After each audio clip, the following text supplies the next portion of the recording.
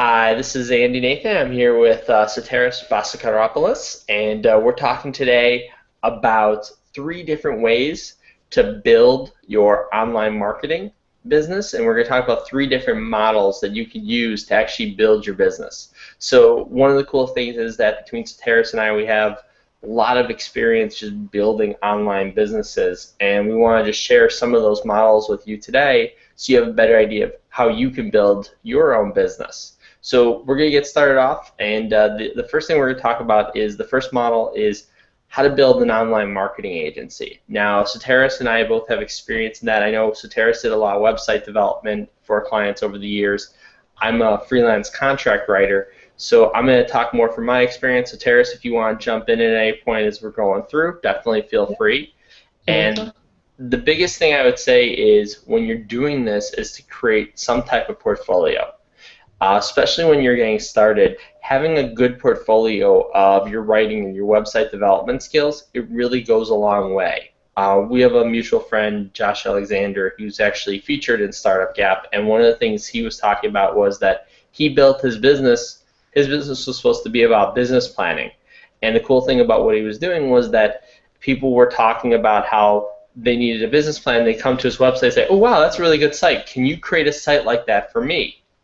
And he would say, yeah, of course. So he started developing websites for them. But it all started with that first website. And for myself, a lot of it started with having that first article. I remember writing some articles well below my current rate. And the reason I did that was because I needed to start up a profile. And once I started building that profile, I was able to get more and more clients. Now, a good way to build your profile if you're a writer is to do guest blogging on other sites. It gives you good exposure.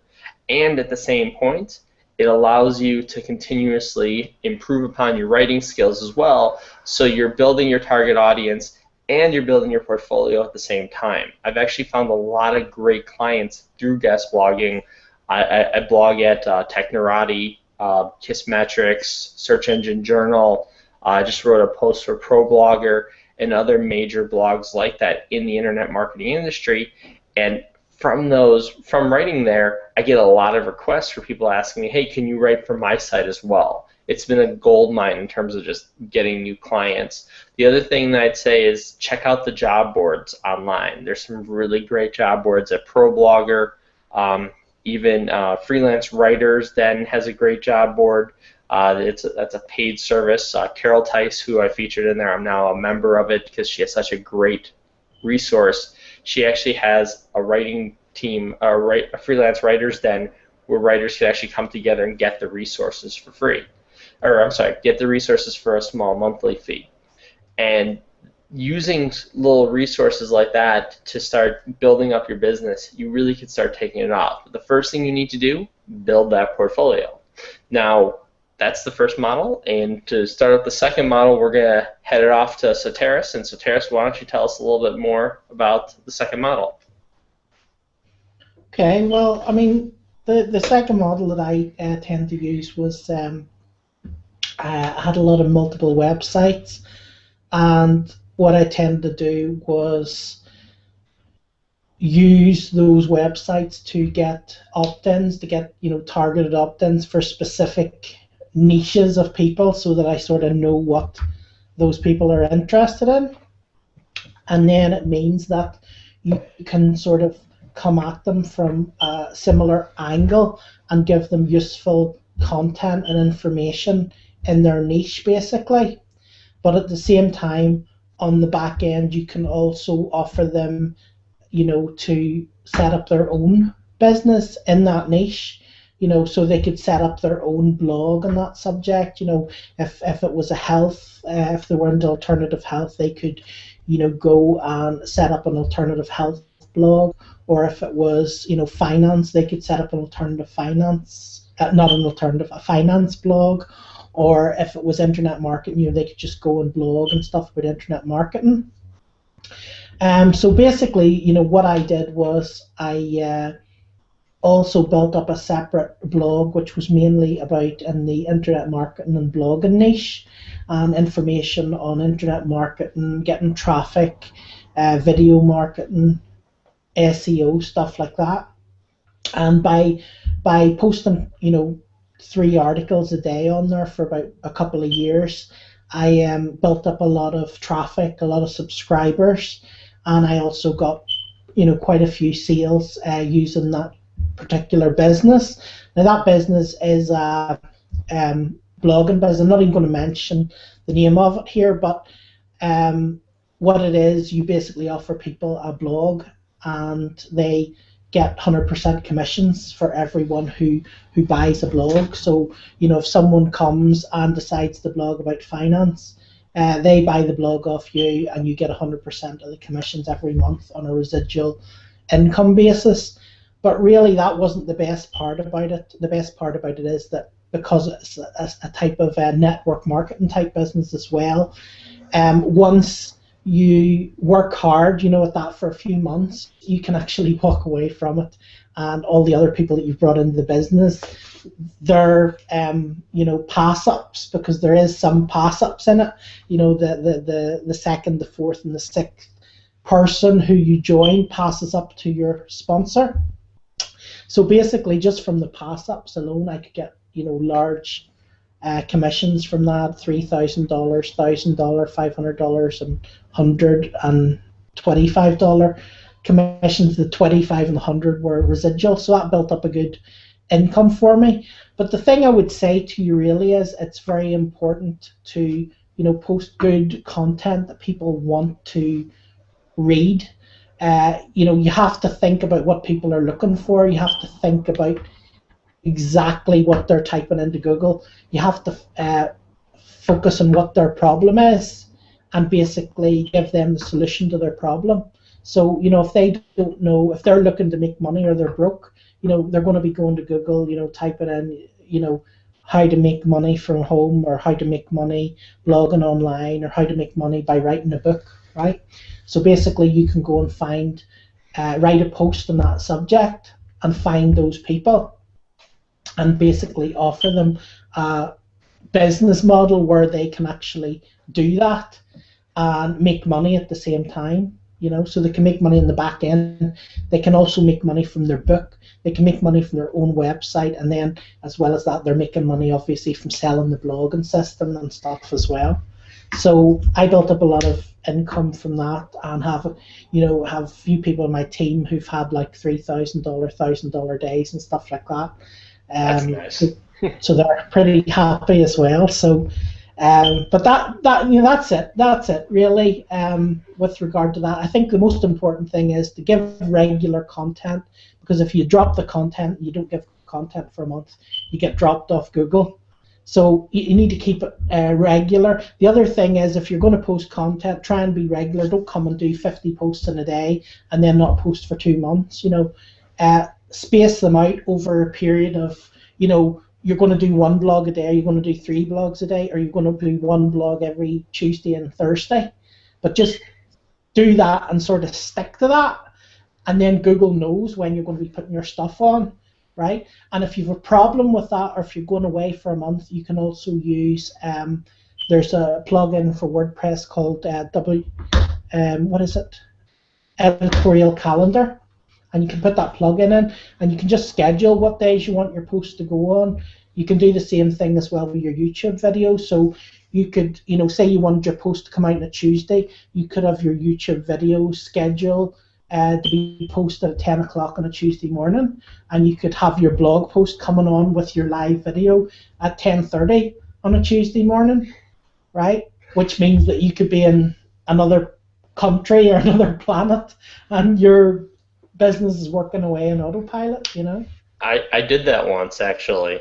I did that a few times when I travel overseas. Sometimes I actually don't use the editorial calendar plugin. I just use the basic WordPress scheduler. Yeah. But it works the same. I mean, it's just as long as you have some I tried content. it ages ago, and it didn't work for me properly, so that's why I started using the other one. But I think with a new version of WordPress, I'm sure that works fine as well now too.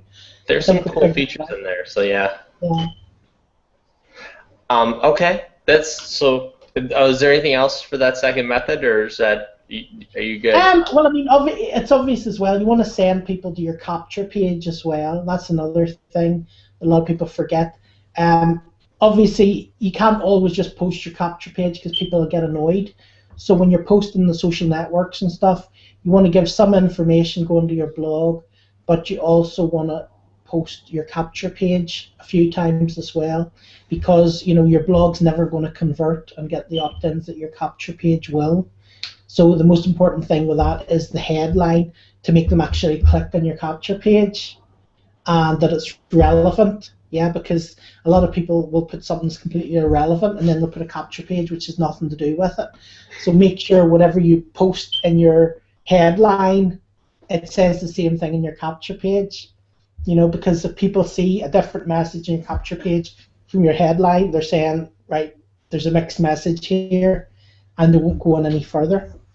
So I think that's important as well. Good point. So, okay, cool. Well, we've been talking a lot about content, and that sort of brings us to the third business model that you could be using. You could actually create your own info products. So we've talked about writing, we've talked about videos. One of the things that people are always looking for is quality information. If you know how to do something that nobody else knows or very few people know how to do as well as you do, then that always stands to reason that you can create a good info product out of it. Now, Soteris was talking before about how to build the right audience for that, and the things that he was talking about before with using a capture page and with also like targeting your keywords for the right audience. That's very important in starting up this process, and that's actually a good launching point for having a product, because if you have a good list, it makes it easier to sell a product, especially when the product and the target audience match.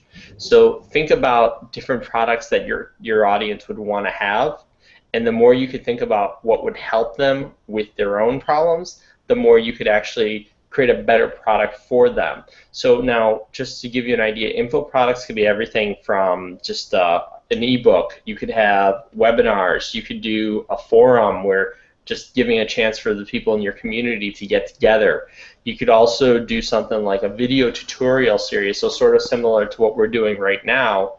They just have it on a more in-depth basis. I've done entire things with screenshot videos, just walking people through how to use different processes. I know Soteris has done the same because I'm seeing him shake his head yes. So there's a lot of different options. Even podcasting, don't create a podcast and put it to iTunes if you're going to sell it. Well, you could, because I think you can sell it on iTunes.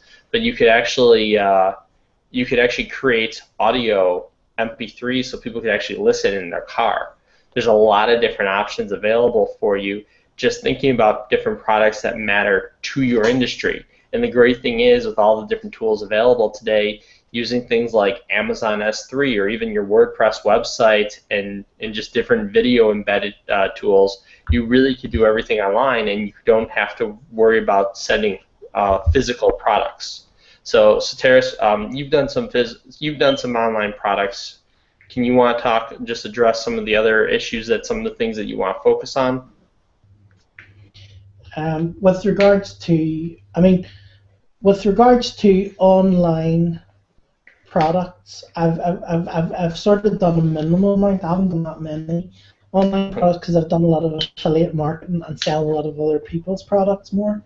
Okay. But when it comes to online products, it's very important that you give people exactly what they're looking for. So you need to find out first what their problem is. You need to find out if they're, like for example, if their website's been hacked, you need to tell them how not to get their website hacked, or how to unhack it, or to fix it, or how to prevent it from happening. So it's sort of different things like that. If someone wants to know how to write a book, you need to go and you need to say, right, well, this is how I did it.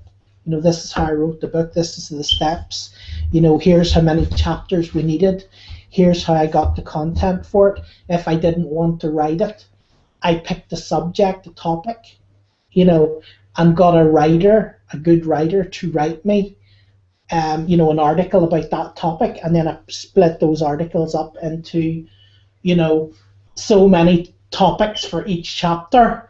Mm-hmm. And then, when I had those sort of 10 chapters, and 6 articles for each chapter, then that basically was my book. So basically, I put together the book, and then I went and put it together and whatever, whether you got it published or self-published and stuff like that. So if you can, uh, teach people how they can actually create their their product or what they're trying to do, it really helps as well. Um, as well as that, I think people really want to get right to the crux on a lot of stuff, and there tends to be a lot of products out there where people are talking and stuff and so on and so forth, and that's great. But what I've actually found is that my best videos that convert are actually videos that are screenshot videos with Camtasia of actually showing people what to do, because that's what people want. People actually want to know, how do I do this? How do I put a YouTube video on my website? How do I write my book? How do I make a cover for my book? How do I make my logo? Where do I go to make my logo? How do I brand myself? People just want to know what they want to know. They don't want to meet the expert in branding and hear his life story. Even though it's nice to hear it, but like if it's going to go on for 2 hours, you just want what you want. I completely agree with you on that. You know what? Until recently, I actually, I didn't realize this. I never had the video technology to actually do like videos of me. And the reason why is because I built my entire AndyNathan.net, where I did a lot of my where I do a lot of my internet marketing blogging. I had never done a video with me, or I'd done one or two, but like very few. I had like 200 or 300 videos on Google, and until I started doing Google Hangouts, I never had any videos where I was in it. It would actually completely changed everything in there, because like when I just started doing Google Hangouts, I'm like, oh, now I actually have to be in the video. I actually had to buy a new computer, because like the old one was so bad it couldn't even handle the Google Hangouts. So it's kind of interesting, because you're right. People don't care about you. Well, not that they don't care about you. They do, but they do. You want their information. Yeah. People do, and they do like to know, like, and trust you and all that. But I think some people take it over the top, and Yes. some people are sort of looking. They've maybe their own. They get off on their own ego, and it's like, here's my story. Here's what I do. Here's how cool I am. Here's my company. Here's the name of it. Here's the position it is. Here, and people didn't come to listen to that. They came because they wanted to write their book. They came because they wanted to know how to create a video. They came because they wanted to know how to rank in first page of Google. And sometimes people get away from that. And I think sometimes if you cut out some of the fluff, people appreciate it. It definitely helps. And also, one of the things you brought up earlier that I just want to emphasize, and I'm sorry, I knew that you were doing more affiliates, and I said you did products. Yeah. One of the things that's kind of interesting about talking to Soteris about this, because I do some affiliate marketing, but I do more of my own product creation, like Startup Gap, which is coming out, which is a book, or other products that I've done in the past. A lot of video products, which were screenshot videos. One of the things that I find is interesting is that talking to affiliates actually helps you create better products, because if they don't want to promote that product, then it's probably not going to be a good launch anyways. So it's good to talk to not only the people who are going to buy it, but also the people who help you promote it. Because if they don't really see the vision in that, I mean, I've created products that thought, oh yeah, this is a really cool product, and don't talk to anyone about it beforehand. And if no one really sees that vision, you're probably going to have some problems. And that's one of the great things about using affiliate marketing, is that you can really get the word out there. I know personally, whenever I try and do stuff all by myself, it doesn't work that well. So it's good to have some people around you who could help with that. One of the things, and that's one of the great things about creating these type of products. I'm going to leave you just talking about Startup Gap, how I created it, since it is a product in essence, and just give you a little bit of idea just for future use. One of the things is that I've been doing internet marketing for about 5-6 years now, and over that time I've talked to hundreds and hundreds and probably thousands of entrepreneurs, had a lot of clients over that time period, and I've realized that a lot of them have the same problems with getting started. And I was having that same conversation over and over again. And it seemed like a lot of the successful entrepreneurs, they would talk about how they got started, and it would be something similar to like what you hear with Bill Gates. Like he would say, "Look, I started Microsoft in 1976. In 1980, I had this big break, and we connected with IBM, and they distributed our computers through. They distributed Windows, and everyone was happy, and we made millions and billions of dollars." Well, that's great. What happened between 1976 and 1980? And I found a lot of entrepreneurs sort of would talk about that, but they wouldn't really address it. And that's really what I wanted to find out. I want to know the story. I'm a history major. I'm a history teacher. So for me, understanding the history of how someone did it is really important. And so I interviewed 22 great entrepreneurs and found out their story and found out how they went from dreams to success. And one of the things that you can do is, if you don't feel like you have the experience yourself, you can interview people as well. You don't have to do it all by yourself. And one of the cool things about interviewing people is you get to meet some amazing people, learn their stories, and actually start to develop a relationship with them. And that's one of the cool things about doing that type of process. So for those of you who are interested, by the way, in learning more about Startup Gap, you can check out the link below at startupgap.com/Soteris. So we could actually, because Soteris is actually an affiliate with me working on this. It is a paid product on Amazon. It's $12.99 retail. It's not that bad. You get some great information. Like I said, there's some amazing stories in here, and the stories really are the key part. We also have a 7-part process that sort of duplicates what they did and broke down the process for them, so you understand how they went from dreams to success, and just condensing it all into one easy-to-use process for your own business. So with that, I'm going to let Soteris, do you have any final words? Yeah. Yeah, I just wanted to say one more thing there, just on what you were talking about the interviewer, Yeah. about being the interviewer there. I think that's one thing that a lot of people don't realize when they go into, marketing online. They sort of think that they have to be the expert, right? Okay. And it's good if you are the expert. It's good if you're the expert in internet marketing, or you're the expert at, blogging, or the expert at social media. That's fine.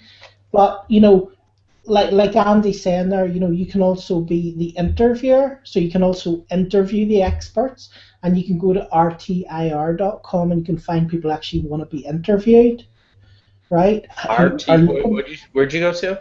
rtir.com, Oh, I used Haro a lot, which right? is help a reporter out. Yeah, and you can actually find people on their niche, on certain niches that want to be interviewed. And as well as that, the other thing you can do is you can also be a reporter.